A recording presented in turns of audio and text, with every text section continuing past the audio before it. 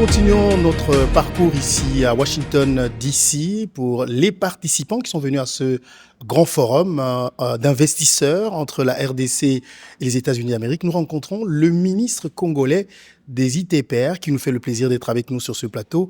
Monsieur le ministre, bonjour. Bonjour. Merci beaucoup d'accepter de partager ce temps avec nous. Alors, pourquoi êtes-vous ici à Washington ? Bien, je suis à Washington pour dire que le domaine des infrastructures au Congo est en pleine dynamique, dans une dynamique qui est profitable à plusieurs partenaires et que c'est le moment où il faut venir investir dans ce domaine. Pourquoi ? Parce que le président de la République, Félix Antoine Tshisekedi Tshilombo, a lancé des vastes projets. Et ces projets concernent l'ensemble du pays.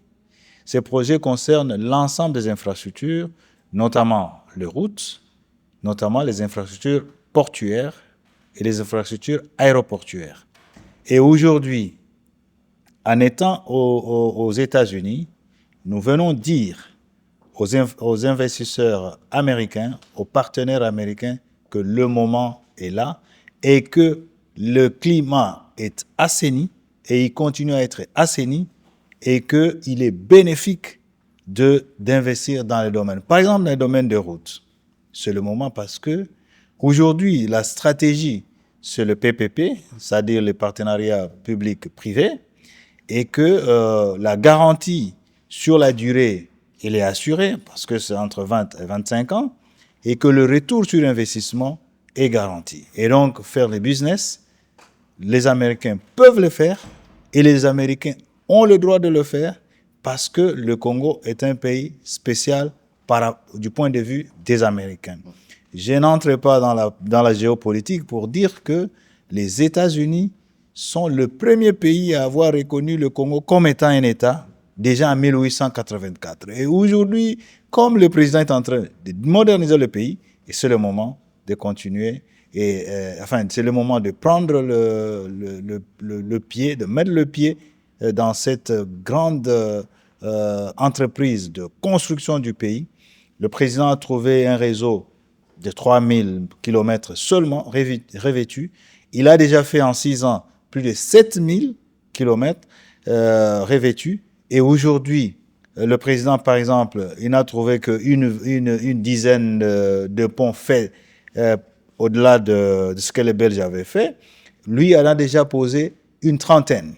Et que nous avons 205 ponts qui sont commandés et qui sont en phase d'être posés sur nos rivières. Mais comment vous arrivez à convaincre un Américain à venir investir au pays avec toute la presse qu'il y a derrière la République démocratique du Congo ? C'est un pays qui n'est pas vu comme sûr pour les investissements. Et c'est notre devoir de dire que le pays est sûr. Bien sûr, nous avons l'agression. L'agression finira parce que le peuple vaincra l'agression. Parce que la volonté du peuple, c'est de vivre en paix. La volonté du président, c'est de vivre en paix et que le peuple vive en paix et que le peuple bénéficie de ce que Dieu a donné comme ressources, ce que Dieu a donné comme potentialité et de transformer les potentialités en véritable richesse. Et c'est ce que le président est en train de faire. Dire aux Américains que le pays est sûr. Il est sûr sur le plan légal. Nous avons un dispositif légal qui garantisse l'investissement privé. Nous avons, au niveau des infrastructures, une stratégie d'accompagnement personnalisé de chaque investisseur qui vient dans les domaines de route. Si un investisseur américain, nous avons présenté tout à l'heure des projets qui sont bancables et qui ont des études. Si un investisseur américain prend un des projets, nous allons l'encadrer jusqu'à protéger cet investissement et rassurer les autres pour que nous ayons davantage d'investissements du côté américain. C'est bénéfique pour nos deux pays. Mais quand on entend les entrepreneurs congolais parler du climat des affaires en République démocratique du Congo, il y a énormément de plaintes. Et est-ce que ce sont des choses qui seront faites que pour les Américains ou il faut d'abord commencer par vos propres investisseurs congolais ? Nous les faisons pour tout le monde. et il y a des Congolais qui ont des problèmes. Nous nous occupons des problèmes. Et il y en a qui se plaignent, qui n'ont pas le droit de se plaindre. Pour ceux qui ont des problèmes réels, nous sommes en train de trouver des solutions. Quelles sont les solutions? Les solutions, c'est par exemple pour ceux qui ont des dettes à payer et pour lesquels on a certifié les factures, etc. Nous les payons au fur et à mesure que les problèmes sont résolus. Donc là, ne peut pas être un motif de frein ou d'effréner les investissements. C'est plutôt des problèmes ponctuels qui ne sont pas structurels, que nous sommes en train de relever. Et nous, dans la stratégie, c'est que nous encourageons en même temps les partenaires congolais, les partenaires nationaux, à investir davantage. Il y en a qui font du très bon travail et pour lesquels nous confions davantage des travaux. Nous l'avons fait il y a quelques jours ici pour certaines voiries de Kinshasa et de la ville, par exemple, du Congo central, de Boma, etc., ou alors de Kalemi, ou alors de Buta dans la province du Bas-Ouélé. Et nous sommes en train de le faire aussi pour la province de la Lomami. Pour la première fois, il y aura des travaux d'asphaltage de routes dans la Lomami, dans les Sankourou. Nous allons construire pas une utopie, nous avons les moyens. Est-ce que ça vous attendez que ce soit les Américains? Non, ça nous le faisons avec l'argent du Trésor public. L'aéroport de Lodja, nous allons le faire avec l'argent de... Mais c'est où est-ce que vous attendez des investisseurs américains, par exemple? Nous attendons les investisseurs américains dans des grands projets. Comme ça s'est fait avec d'autres partenaires, il y a de la place pour les Américains et nous donnons la garantie d'un encadrement personnalisé et d'un retour à l'investissement garanti et donc des bénéfices qui vont le faire comme ils le font ailleurs. Vous avez suivi la présentation, on a dit que dans l'Afrique subsaharienne, le commerce entre les États-Unis et l'Afrique subsaharienne est autour de 50 milliards de dollars par an et qu'au Congo, nous sommes seulement à 500 millions de dollars, ce qui représente 1%. Et avec la taille et les relations qui sont les nôtres, c'est absolument incompréhensible. Et c'est pour ça que nous sommes déplacés, non seulement des ministres, nous sommes déplacés avec le chef du gouvernement. Notre chef du gouvernement avec une délégation d'une dizaine de ministres. C'est la première fois qu'un gouvernement de la République se déplace avec un si grand nombre de ministres pour démontrer le niveau d'engagement et les niveaux d'attente que nous avons par rapport à nos partenaires américains. Monsieur le ministre, vivant ici, je connais un tout petit peu, je peux prétendre connaître un tout petit peu la culture du business des Américains qui est différente de celle par exemple, des Chinois.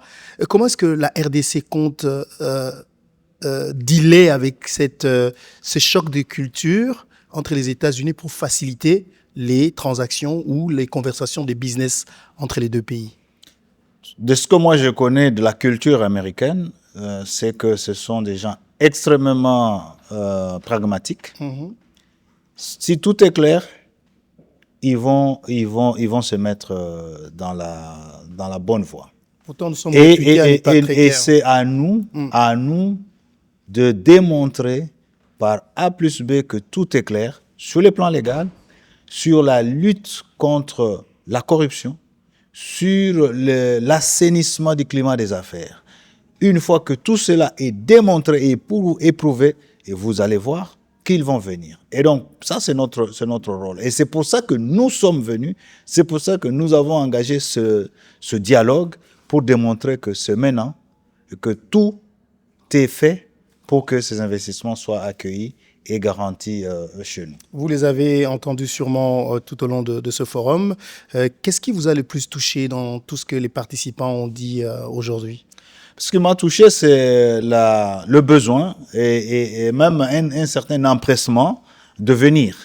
Mais il y a ces préalables dont on a parlé tout à l'heure, et ça c'est de notre côté. Nous sommes un gouvernement responsable, nous prenons nos responsabilités pour améliorer ce qui est amélioré et nous avons déjà fait beaucoup d'efforts pour assainir le climat des affaires et je crois que nous sommes sur la bonne voie et nous serons très heureux et nous sommes conscients et confiants que les investissements américains seront au rendez-vous d'ici quelques semaines. Nous avons commencé déjà au plus haut niveau de la politique par la voie qui nous a été montrée par le président de la République. Lorsqu'on signe déjà l'accord de paix, qui n'est pas seulement l'accord de paix. Moi, j'étais venu ici, quand j'étais nommé, j'étais ici comme parlementaire dans une mission parlementaire. Et quand j'étais venu justement pour faire le plaidoyer de cet accord de paix. Et c'est d'ici que j'ai découvert qu'il s'agissait, au-delà de la paix, il s'agissait aussi d'un accord économique. Et donc la dimension économique, c'est la dimension qui a toujours manqué à tous les accords que nous avons eus. Donc aujourd'hui, c'est la suite logique de l'accord qui a été signé, la suite logique de ce qui est pensé par le président de la République démocratique du Congo et par le président des États-Unis, qu'au-delà de la paix, il y a la vie. Et la vie est soutenue par l'économie, par les activités économiques. Et qui vont faire cette activité économique? Ce sont les entrepreneurs, ce sont les investisseurs, ce sont les privés. Et c'est pour ça qu'aujourd'hui, nous sommes venus parler aux privés. Parce que les officiels, on a déjà parlé aux officiels, nous sommes venus parler aux privés. Et croyez-moi que nous aurons des investissements privés américains de grande envergure. Les Américains étaient déjà chez nous, ils ont une idée, mais le Congo d'hier n'est pas celui d'aujourd'hui. Le Congo de Félix Antoine Tshisekedi est mieux, 10 fois mieux que le Congo d'hier pour investir. Et les investissements américains seront très bien encadrés. Dans les domaines des infrastructures, je vais suivre personnellement chaque investissement fait dans mon secteur. Monsieur le ministre, on va finir peut-être avec un message. Si vous devriez vous adresser directement devant notre caméra aux investisseurs américains, que leur diriez-vous? Je dirais aux investisseurs américains, le moment est venu. Le gouvernement de la République, dans mon secteur des infrastructures, il y a une opportunité énorme. Énorme pour les privés, énorme pour faire les affaires, construire les routes, construire les aéroports et faire les partenariats publics-privés que moi dans mon secteur, je vais encadrer de manière personnalisée pour assurer qu'il y ait un retour à l'investissement et pour que nous puissions donner à notre pays ces infrastructures et donner des emplois aux jeunes et aux femmes de la République démocratique du Congo. Monsieur le ministre, je vous remercie. C'est moi qui vous remercie.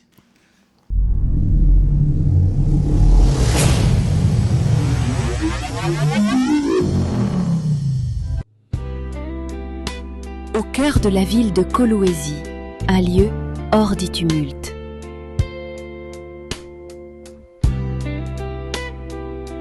Où chaque instant se savoure et chaque plat se raconte. Ici, la passion se glisse dans chaque geste. Les saveurs naissent entre les mains d'artisans du goût. Et le raffinement devient une expérience. Un cocktail, une note de musique, un regard complice. La Villa Maël, c'est plus qu'un restaurant. C'est une invitation à ressentir. Notre adresse, Centre commercial La Joie, 6015, route de Likassi à Kolwezi. La Villa Maël. L'art culinaire, saveur envoûtante.